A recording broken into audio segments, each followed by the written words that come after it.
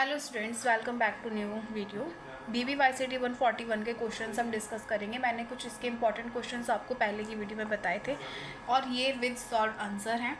ठीक है, तो क्वेश्चन नंबर फर्स्ट है हमारा, structure of the eukaryotic cell with the label diagram.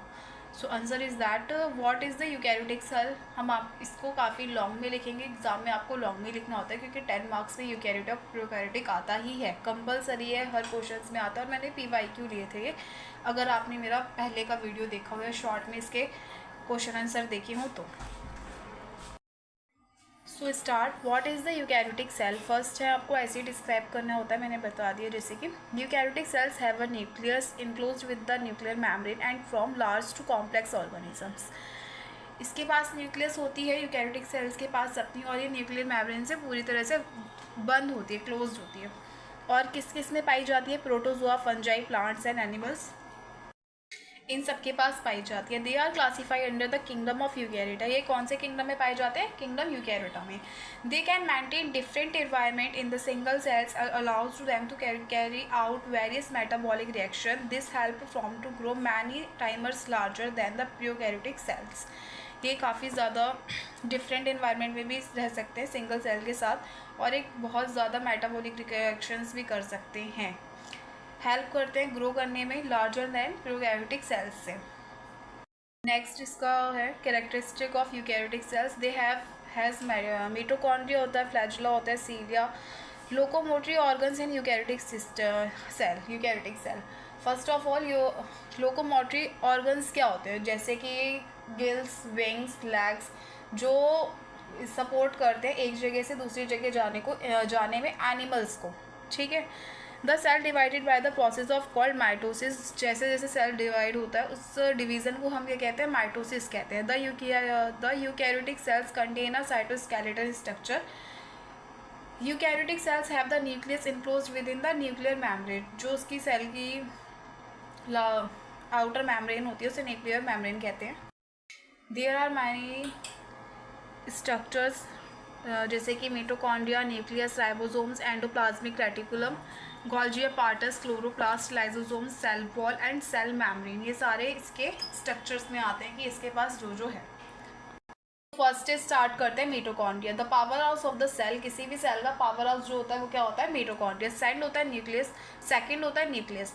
Largest organ होता है, कंटेन करता है सेल्स के DNA को, कंट्रोलिंग सेल्स एक्टिविटीज को। थर्ड है ribosomes. They organelles are responsible for protein synthesis. Protein synthesis के लिए रिस्पॉन्सिबल होता है कौन? राइबोसोम्स। थर्ड है endoplasmic reticulum. This an organelles that are part of the cell membrane system.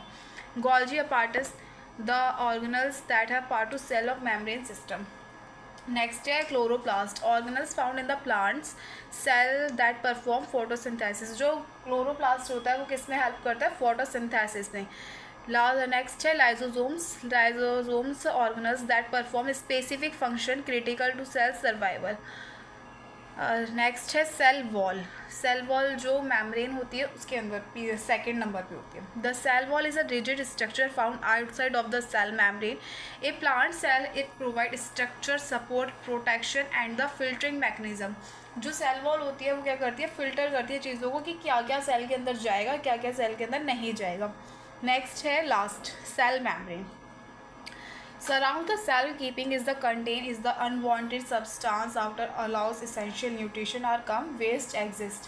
जैसा कि मैंने बताया कि यही है कि जो वेस्ट चीज़ें हैं वो सेल को निकालती रहती है, और जो न्यूट्रिशंस वगैरह सेल्स को रिक्वायरमेंट है वो सेल के अंदर जाता रहेगा।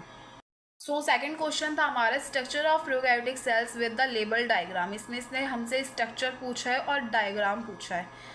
What is the prokaryotic cells? Prokaryotic cells are single cell microorganisms known to be the earliest on earth। सबसे काफ़ी पहले से है ये अर्थ पे, और single celled organism, micro organisms होता है ये। Prokaryotics includes bacteria, archaea and photosynthetic.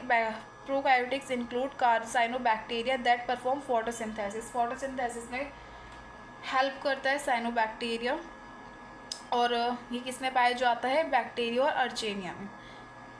Next है characteristic of prokaryotic cells. They lack of the nuclear membrane, mitochondria, Golgi. हाँ, इसके पास अपनी खुद की सेल मेम्ब्रेन नहीं होती, और गोल्जी बॉडीज़ नहीं होती, क्लोरोप्लास्ट, लाइसोसोम्स कुछ भी नहीं होता इसके अंदर। ठीक है, the genetic material is present on the single microsomes the cell wall made up of the carbohydrates and amino acid. जो इसकी सेल वॉल होती है वो कार्बोहाइड्रेट और अमीनो एसिड की बनी होती है। They divided asexually by binary fission. इसमें क्या होता है, ये असेशली बाइनरी फिजन के थ्रू अलग होते हैं। The sexual mode of reproduction involve conjugation. Next इसके जो स्ट्रक्चर है उसके बारे में पढ़ लेते हैं। इसमें कैप्सूल होता है, cell wall, cytoplasm, cell membrane, pili, flagella, ribosomes और प्लाज्माइड न्यूक्लियड रीजन्स होते हैं। तो अपने फर्स्ट उस पे आते हैं, capsule. It is the outer protective covering.